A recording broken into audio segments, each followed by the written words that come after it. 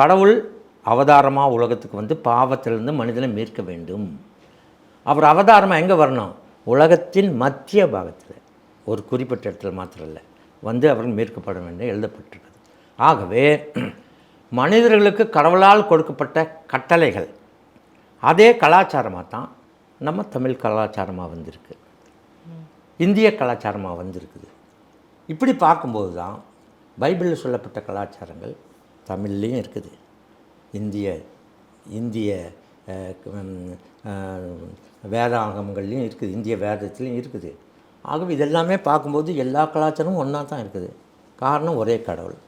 அந்த கடவுள் வந்து பாவ மன்னிப்புக்காக தன்னுடைய மகனாக தானே திரும்பி பிரிஞ்சு வந்தார். இப்போ உதாரணமாக நீங்கள் சொல்லலாம், கடவுள் தானே பாவத்தை மன்னிச்சிடலாம் இல்லை, அப்படி சொல்லலாம். ஆனால் அது அப்படி இல்லை. இப்போது எறும்பை பார்த்து, எறும்பே நீ பாவம் பண்ணாதேன்னு சொன்னால் அதுக்கு இடிக்கிற மாதிரி ஓடிடும் இல்லைங்களா? அதனால் நாமளே எறும்பாக மாறி, எறும்பன்னாச்சு பாவமெல்லாம் பண்ணாதப்பா அப்படின்னு சொன்னால் அது புரிஞ்சுக்கும்.